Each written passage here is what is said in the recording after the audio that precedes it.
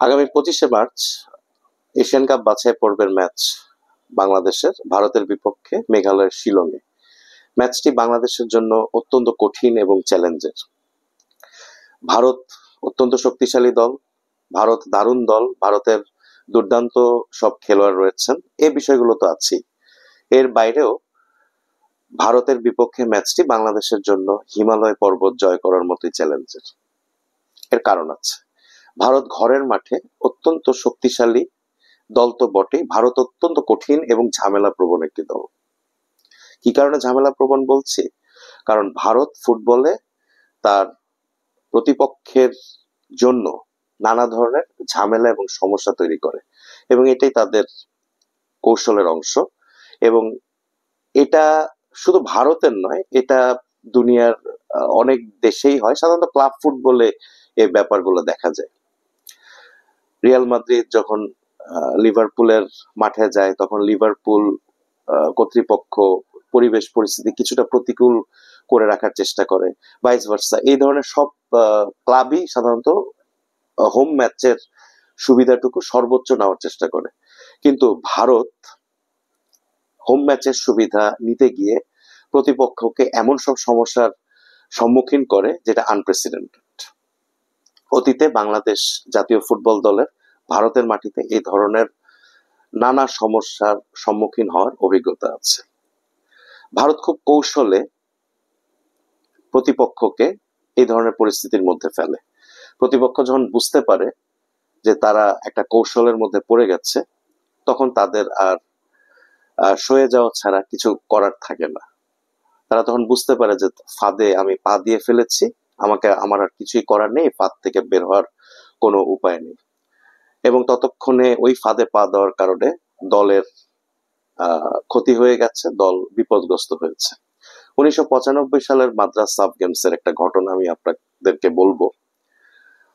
এটা আমি সাবেক ফুটবল তারকা মামুন জোয়ারদারের কাছ থেকে আমি শুনেছিলাম। মামুন জোয়ারদার ওই ম্যাচটি খেলেছিলেন। মাদ্রাজ সাব গেমসের ফাইনালে সেবার বাংলাদেশ এবং ভারত মুখোমুখি হয়েছিল, এবং বাংলাদেশ জাতীয় ফুটবল দলকে ফাইনালের দিন দুপুরবেলা প্রায় 2 কিলোমিটার হাঁটিয়ে, রোদের মধ্যে হাঁটিয়ে স্টেডিয়ামে নিয়ে যাওয়ার অভিযোগ আছে, এবং এই অভিযোগটি আমি শুনেছি মামুন জোয়ারদারের কাছ থেকে। মামুন জোয়ারদার বলেছেন যে চেন্নাইয়ের দুপুরের আবহাওয়া অত্যন্ত গরম, এবং সেই আবহাওয়াতে বাংলাদেশ দলকে বাস থেকে নামিয়ে দেওয়া হয় 2 কিলোমিটার আগে নিরাপত্তা জনিত অজুহাতের কারণে। বাংলাদেশ ফাইনালে খেলছে, ফাইনালের অন্যতম প্রতিপক্ষ, অন্যতম দল। বাংলাদেশ দলকে নিরাপত্তা দিয়েই স্টেডিয়ামে নিয়ে যেতে হবে, এটাই তো নিয়ম। কিন্তু ভারত সেদিন সেটা করে না। বাংলাদেশকে নিরাপত্তার অজুহাত দিয়ে উল্টা বাংলাদেশকে 2 কিলোমিটার দূরে নামিয়ে বাংলাদেশ দলকে হাঁটিয়ে স্টেডিয়ামে নিয়ে যাওয়া হয়েছিল। এবং 2 কিলোমিটার রোদের মধ্যে হেঁটে ঘেমে নিয়ে বাংলাদেশ দল যখন স্টেডিয়ামে পৌঁছায়, তখন দলকে ঢোকানো হয় ঠান্ডা ড্রেসিং রুমে, যেখানে এসি চলছিল। তার কিছুক্ষণের মধ্যে 10-15 মিনিট বাদে বাংলাদেশ দলকে ওয়ার্ম আপের জন্য মাঠে নামতে হয়, এবং বাংলাদেশকে মাঠে নামতে হয় 34 ডিগ্রি সেলসিয়াস, এবং বাংলাদেশকে ওই ম্যাচ খেলতে হয় এই ধরনের ওয়েদারে। মামুন জোয়ারদার বলেছিলেন যে 95-এর মাদ্রাজ সাব গেমস এর ফাইনালটি অনুষ্ঠিত হওয়ার কথা ছিল সন্ধ্যার সময়, কিন্তু এই নিরাপত্তার অজুহাত দেখিয়ে ভারতীয় কর্তৃপক্ষ ম্যাচটিকে দুপুরে নিয়ে আসে। বাংলাদেশ দলের পুরো প্রস্তুতি, ফাইনালের জন্য প্রস্তুতি ছিল সন্ধ্যার ম্যাচকে কেন্দ্র করে। আপনারা যারা ফুটবল সংশ্লিষ্ট, ফুটবলের সঙ্গে জড়িত, তারা সবাই জানেন যে দিনের আলোতে ম্যাচ খেলা এবং ফ্লাডলাইটের আলোতে ম্যাচ খেলার প্রস্তুতি ভিন্ন থাকে, এক ধরনের অ্যাকাস্টামড হওয়ার একটা ব্যাপার থাকে। বাংলাদেশ দলকে সেই সুযোগটুকু ভারতীয় কর্তৃপক্ষ সেবার দেয়নি। মাঠের বাইরের ঘটনা বললাম, মাঠের ভেতরেও প্রতিপক্ষের জন্য পরিস্থিতি কঠিন করে তোলার প্রবণতা ভারতীয় দলের মধ্যে দেখা যায়। রাফ ফুটবল খেলার প্রবণতা দেখা যায়। প্রতিপক্ষের সেরা ফুটবলারকে টার্গেট করে তাকে ফাউলে ফাউলে জর্জরিত করার প্রবণতা দেখা যায়। আমি খুবই শঙ্কিত হামজা চৌধুরীকে নিয়ে, যে শিলংয়ের ম্যাচে মাঠে নামার সঙ্গে সঙ্গে হামজা চৌধুরীকে কি ধরনের ওয়েলকাম ভারতীয় ফুটবল দল করে, এবং আমি জানি না যে হামজা চৌধুরী এই ধরনের ম্যাচে রেফারি কাছ থেকে বা ম্যাচ অফিসিয়ালদের কাছ থেকে কোনো ধরনের প্রোটেকশন পাবেন কিনা। তবে ভারত যে হামজা চৌধুরীর দুই পাকে টার্গেট করবে, তাকে ইনজুর্ড করার চেষ্টা করবে, তাকে মাঠ থেকে বের করে দেওয়ার চেষ্টা করবে, অথবা তাকে ভড়কে দেওয়ার চেষ্টা করবে, সে বিষয়ে আমি মোটামুটি নিশ্চিত। তো এই বিষয়ে একটা প্রস্তুতি রাখতে হবে বাংলাদেশ দলকে, কোচকে, বাংলাদেশ দলের টিম ম্যানেজমেন্টকে। অতীতে এই ধরনের ঘটনার সম্মুখীন কিন্তু আমাদের বর্তমান বাংলাদেশ দলের সহকারী কোচ হাসানুল মামুনি হয়েছেন। যে 95 মাদ্রাজ সাব গেমস এর কথা আপনাদেরকে বললাম, সেই ম্যাচেই খেলেছিলেন হাসানুল মামুন। তখন তরুণ উদীয়মান ফুটবলার, জাতীয় দলে মাত্র সুযোগ পেয়েছেন।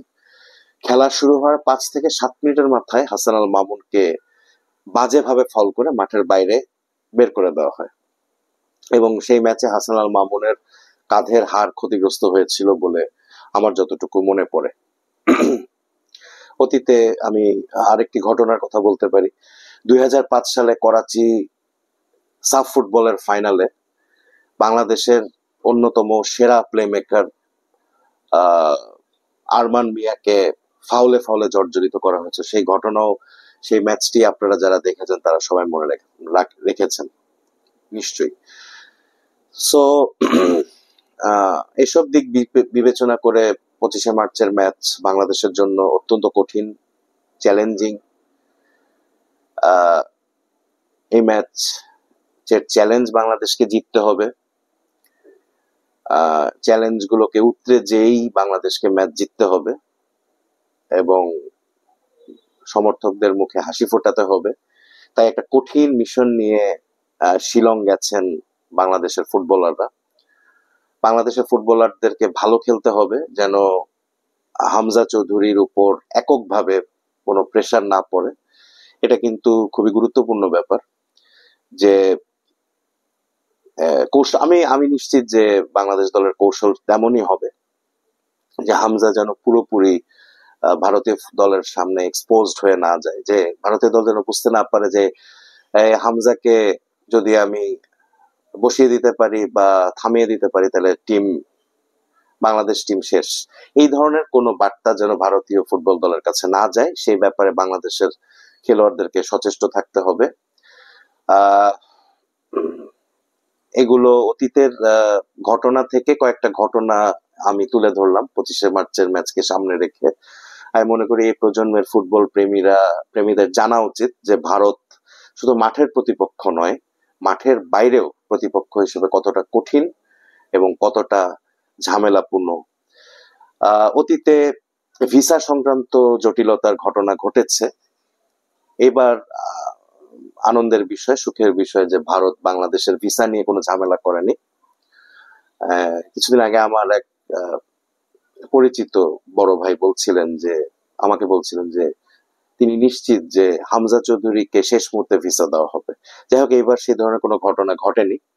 তো ভিসা সংক্রান্ত জটিলতা কিন্তু খুব নিকট অতীতেই বাংলাদেশের চ্যাম্পিয়ন দল বসুন্ধরা কিংস এর সঙ্গে হয়েছিল। আপনারা জানেন যে 2023 সালে এএফসি কাপে ভুবনেশ্বরে মোহনবাগানের বিপক্ষে ম্যাচ ছিল বাংলাদেশের। মোহনবাগান অথবা ওড়িশা এফসির সঙ্গে ম্যাচ ছিল। সেই ম্যাচে আগের দিন বাংলাদেশের চ্যাম্পিয়ন বসুন্ধরা কিংস ভারতে পৌঁছায় এবং সেখানে হোটেল নিয়েও ঝামেলা হয়েছিল। এমন হোটেল ঠিক করা হয়েছিল যে হোটেল বসুন্ধরা কর্তৃপক্ষের পছন্দ হয়নি। চরম বিরক্তি নিয়ে বাংলাদেশের চ্যাম্পিয়ন দল বসুন্ধরা কিংস ম্যাচটি খেলেছিল। তাই শিলংয়ে যদি বাংলাদেশ দলকে হোটেল সংক্রান্ত কোনো পরিস্থিতির সম্মুখীন হতে হয় সেটাতে আমি খুব একটা অবাক হব না। তবে আশা করি ভারত চ্যালেঞ্জ বাংলাদেশ উতরে যেতে পারবে।